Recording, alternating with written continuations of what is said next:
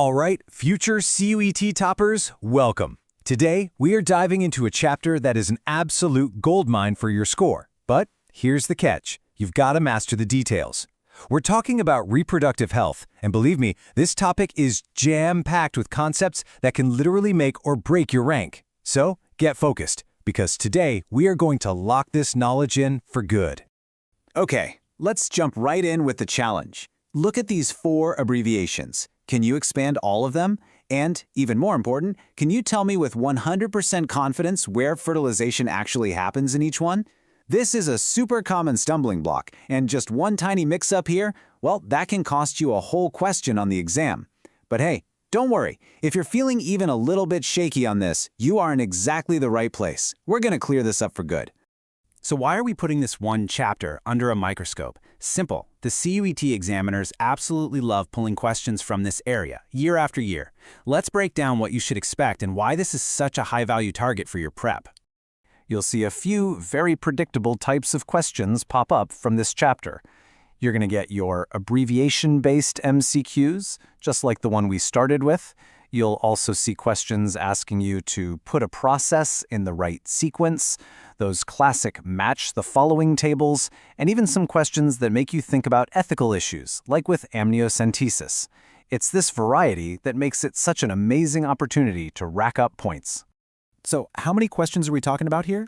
Brace yourselves. You can expect 2 to 4 direct questions from this unit alone.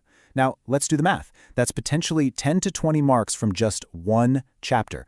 Seriously, mastering this topic is absolutely non-negotiable if you're aiming for a top score in biology.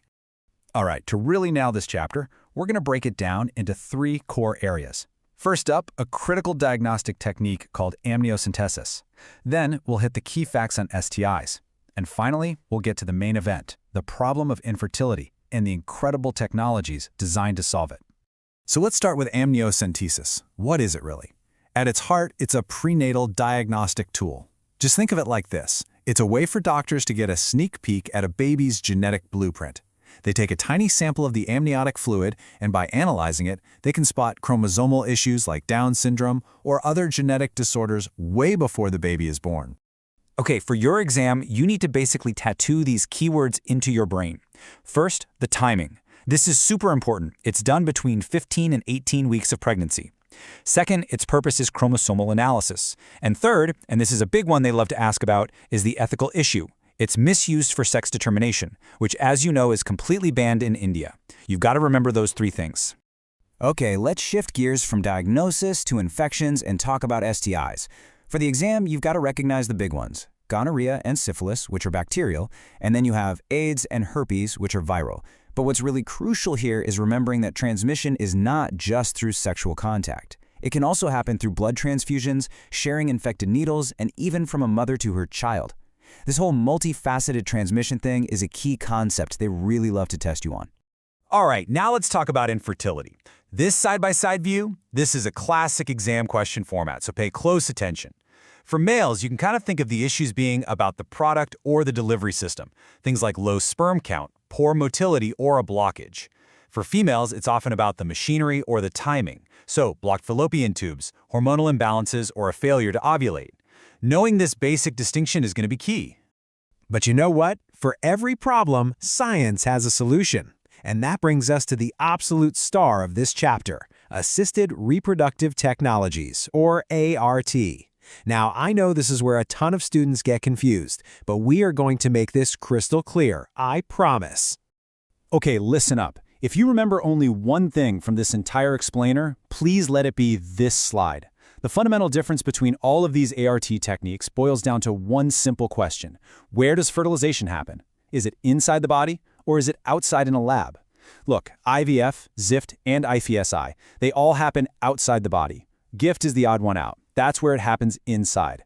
Seriously, this is the master key to unlocking every single question on ART. Okay, let's zoom in on the pair that trips everyone up, IVF versus GIFT. With IVF, the name tells you a lot. In vitro literally means in glass. So fertilization happens outside the body in a lab dish. Now with GIFT, we're transferring the raw materials, the gametes, so the sperm and the egg, into the fallopian tube. That means fertilization has to happen naturally inside. See? outside versus inside. It's really that simple when you break it down. All right, so you've got the concepts down, but how do we make sure they don't just vanish when you're under exam pressure? Well, it's time for some super simple but powerful memory tricks that are going to stick with you all the way to the finish line. For GIFT, I want you to remember this phrase. GIFT gives gametes to the tube. The key word there is gametes. Since you're just transferring the raw ingredients, the sperm and the egg, the actual fertilization has to happen inside the body. It has to happen inside the fallopian tube. And for ZIFT, hey, the name tells you everything you need to know. ZIFT is zygote intrafallopian transfer. And what's a zygote? It's an already fertilized egg. So the fertilization part already happened outside the body. And you're just transferring that finished product, the zygote, into the fallopian tube. See? Easy, right? Okay, you've got the concept, you've got the memory tricks, now it's time to put that knowledge to the test. Let's solve a real CUET level question. Get ready to apply everything we've just covered. Okay, take a look. This is a multi-statement question designed to test a few different concepts all at once. Go ahead and pause the explainer right now, work through it, and then hit play when you're ready. Okay? You back? The correct answer is B. Let's walk through why. Statement 1? Correct. ICSI is direct injection. Statement 3? Also correct. STIs can definitely spread through needles. Statement 4? Yep, amniocentesis is for genetic diagnosis. But what about statement 2? That's the trap. It says ZIFT transfers the embryo to the uterus. Nope, ZIFT transfers the zygote into the fallopian tube. Did you catch that? It's a tiny detail, but it makes all the difference. All right, let's get serious for a minute and talk about the danger zones. These are the common mistakes, the subtle traps that cause even the smartest students to lose precious marks. I want you on high alert for these so you do not make the same mistakes. So here they are, the top 4 traps to avoid. Number 1, the one we just saw, confusing ZIFT transfer to the fallopian tube with an embryo transfer to the uterus. They are not the same thing. Number 2, thinking GIFT fertilization happens outside the body. Remember, it's internal. Number 3, mixing up IUI with IVF. Intrauterine insemination is way simpler than the full lab process of IVF.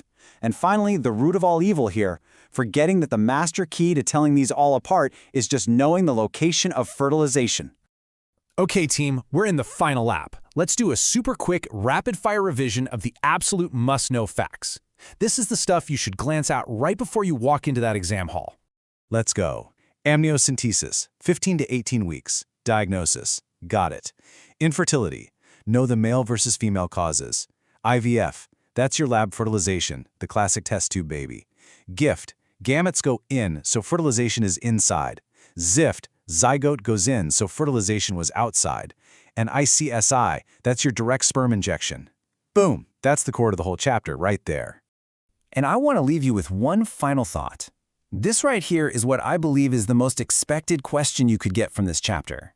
If you can confidently explain the differences between IVF, ZIFT, and GIFT based on both the site of fertilization and the site of transfer, you've officially mastered this topic. So how did you do on that practice question? Be honest. Drop your score in the comments below. Let me know if you spotted that trap. It's an awesome way for us to stay accountable and see how our whole community of future toppers is doing. You guys did an awesome job today. Seriously, by focusing on these high-yield concepts and learning the common traps, you are putting yourself on the direct path to becoming a CUET topper. If this explainer helped you out, make sure you subscribe because we have a lot more just like it. Keep up the amazing work, and I'll see you in the next one.